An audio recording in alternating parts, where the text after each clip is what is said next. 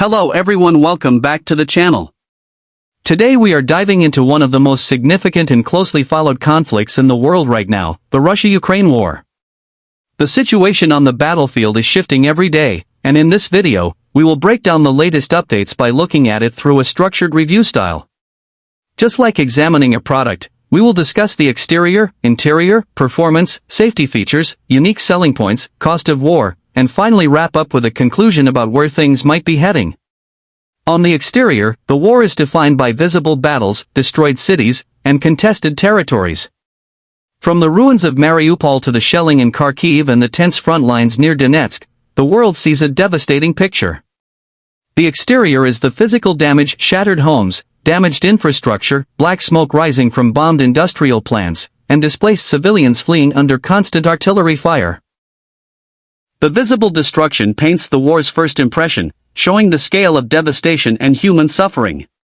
It is a grim reminder of how much this conflict has altered the face of Eastern Europe. The exterior is also where geopolitical symbols play out: Russia pushing for territorial gains, and Ukraine showing resilience in defending towns and reclaiming some lost ground. Inside the war, or the interior, lies the heart of what keeps this conflict going. The interior can be compared to the motivation, strategy, and hidden dynamics shaping the battlefield. For Ukraine, it is the determination of its people, the flow of Western weapons like HIMARS, air defenses, and drones, and the leadership determined to hold the line. For Russia, the interior includes mobilization, propaganda, and the integration of private military groups alongside regular forces. This inner layer is shorter but powerful. It is where morale, logistics, and supply chains decide how long armies can sustain the fight. Without the interior strength, the exterior cannot be maintained. Performance is judged by how both militaries are executing strategies and achieving their goals. Ukraine's performance has been marked by quick adaptation, using drones to strike behind enemy lines, and building defensive fortifications. Its counteroffensives have shown some progress in reclaiming villages, though at a slow and costly pace.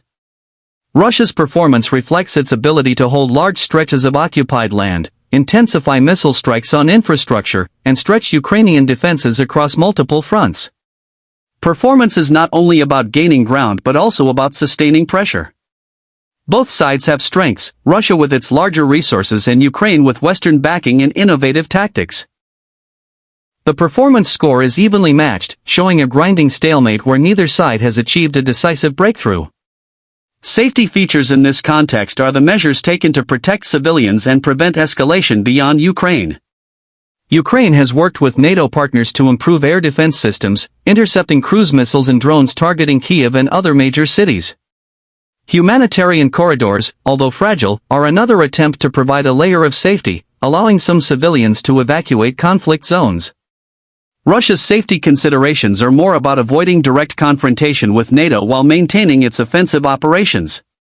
However, the lack of strong safety features overall has resulted in high civilian casualties, power blackouts, and waves of refugees. International diplomacy and negotiations are also part of these safety mechanisms, acting as a shield against an even larger global conflict. When we talk about unique selling points, Ukraine's is its resilience and international support. No one expected Kyiv to hold in the early weeks of the invasion, yet the country has stood firm for years. The unity of its population, the use of technology like drones and cyber defense, and the ability to keep the world's attention on its struggle are defining points. For Russia, its unique selling point lies in its ability to endure sanctions, leverage energy exports, and use its vast arsenal to keep pressure on Ukraine. Both sides have developed reputations, Ukraine as a symbol of resistance and Russia as a reminder of raw military persistence. These unique elements set this war apart from other modern conflicts. The price of the war is staggering. For Ukraine, the cost is measured in lives lost, millions displaced, and billions in destroyed infrastructure. Its economy has been shattered, relying heavily on foreign aid.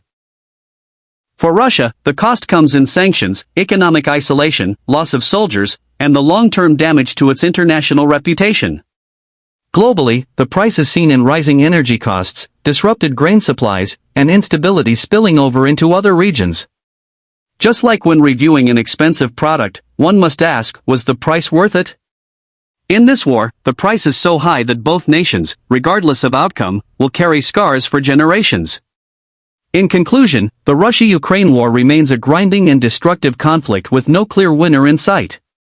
The exterior shows widespread destruction, the interior reveals determination and morale, the performance demonstrates resilience on both sides, and the safety features remain weak and fragile.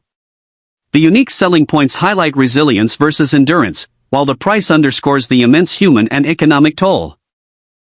What lies ahead will depend on how much more each side can endure and whether the international community can push toward a resolution. Until then, the battlefield remains active, the suffering continues, and the world watches closely.